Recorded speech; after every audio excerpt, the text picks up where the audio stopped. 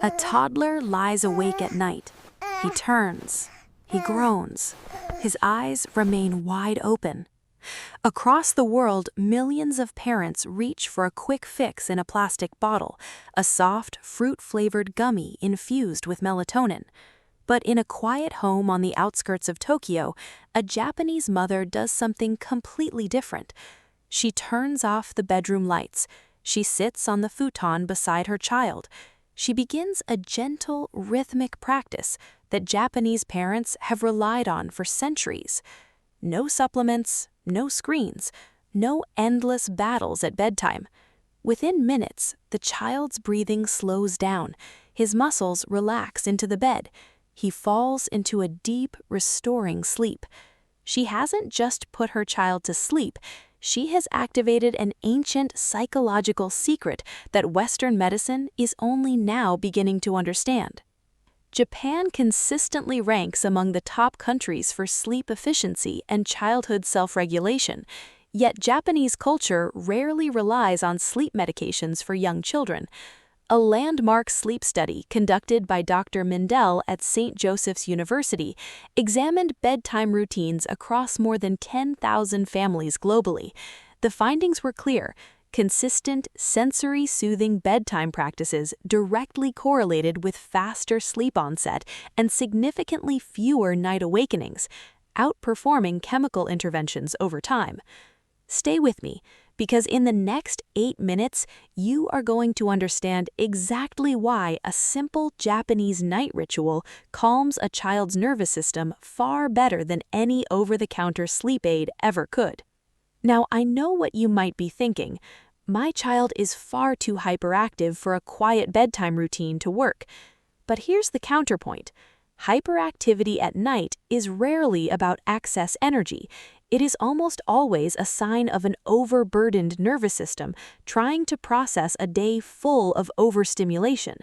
And I'll be honest, out of everything in this video, this is the part that stayed with me the longest. To understand why this ritual works, we must look at the cultural concept at its heart, itaikino. Written with characters that reflect tenderness and deeply quiet observation, itaikino, pronounced itaike-no, refers to the art of subtle emotional co-regulation between parent and child. It is not about telling a child to relax. It is about physically demonstrating calm so their brain can mirror it. When bedtime rolls around in many Western households, a subtle battle begins. We try to command sleep. We say, "It's time to sleep now," or "Close your eyes." We offer rewards or we resort to supplements like melatonin gummies to force the child's chemistry into compliance. But here's what we're actually teaching them. We're teaching them that sleep is a battle to be fought, or a chemical state that requires external intervention. The scientific truth is far simpler. Sleep cannot be forced. Sleep must be invited. When a parent gets anxious about a child not sleeping, their child absorbs that stress. Their body floods with cortisol, the stress hormone. Cortisol completely blocks the natural production of melatonin. We try to fix it with a pill. It fails. Japanese parents approach bedtime through a completely different reframe. They do not try to make the child sleep. They lower the energy of the entire environment until sleep becomes inevitable. Now, let's go back to that mother sitting on the futon in Tokyo. What was she actually doing? She was practicing katarikake ikuji, a subtle aspect of Japanese parenting centered on quiet, low-tone verbal reassurance combined with skinship, the art of gentle, steady touch. She was not talking about the day. She was not asking questions. She placed her hand flat on her child's chest, feeling his rapid breathing, and began to whisper short, rhythmic phrases in sync with his exhale. She was acting as a physical anchor for his nervous system. When a child feels a calm, grounded adult touch them with absolute steady presence, their vagus nerve triggers a drop in heart rate. Their brain shifts from the alert sympathetic state to the restorative parasympathetic state. They do not need synthetic melatonin because their body begins producing its own. So the next time your child is tossing and turning, try this micro action. Instead of telling them to close their eyes, place your warm palm gently on their upper chest or back. Do not move your hand. Do not rub or stroke. Just hold it still. Breathe slowly and deeply yourself. Count to 10 in your head with each breath. Watch what happens to their breathing. This brings us to the emotional core of the Japanese sleep tradition, amaye. Amaye, pronounced amaye, is a unique Japanese concept that describes the sweet, comforting dependence a child feels when they know they are completely safe and cared for. In Western culture, we often push independence very early, demanding children self-soothe alone in dark rooms before their nervous systems are mature enough to handle it.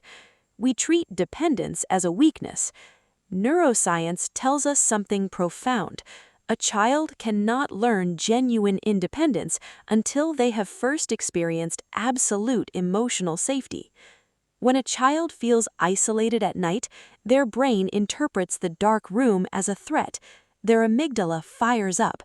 When you sit beside them using katarikake ikuji and gentle touch, you give their brain the safety signal it craves.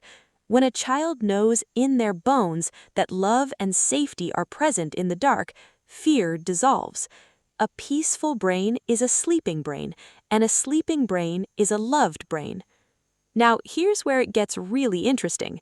Have you ever noticed that the hardest part of bedtime isn't actually getting your child into bed, it's the transition hours right before it? This brings us to our fourth concept, ma.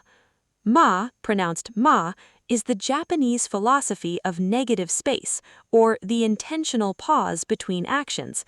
In modern life, we rush from high-stimulation activities, dinner, screen time, cleaning up, straight into bed, and then expect a child's brain to shut off like a light switch.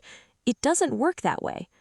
A major developmental study from the University of London tracked childhood sleep patterns and found that children who had a clear 30-minute cool-down period, devoid of screens, bright light, and loud noise, produced natural melatonin up to 40 minutes faster than those who relied on sudden bedtime transitions. Japanese homes embrace ma before sleep, dimming the lights an hour before bed, turning off bright overhead bulbs, moving slowly, speaking softly. They create space for the brain to transition from the noise of the day to the quiet of the night. When you integrate itaikano, skinship, amaye, and ma into your evening, you do not need quick fixes. You build a biological bridge to deep, restorative rest. Tonight, try one specific action. 30 minutes before bedtime, turn off every bright overhead light in your living space. Switch on a single warm lamp. When it's time for bed, sit beside your child in the dim light. Place your palm flat against their back or chest. Do not speak about tomorrow. Do not ask about their day. Just breathe deeply. Let them feel your rib cage rise and fall. Watch their shoulders drop. Watch their eyelids grow heavy. In that quiet moment, you are not just helping them sleep, you are wiring their brain to feel safe in the dark for the rest of their life. Tell me in the comments, how do you handle bedtime battles in your house? Or have you tried using touch and presence over sleep supplements? If this gave you something to think about, share it with another parent who needs a peaceful evening. And if you want to explore more ways the world's wisest traditions raise calmer, more resilient children, subscribe. There's so much more coming. The dark is not something for a child to fear when your presence becomes their light.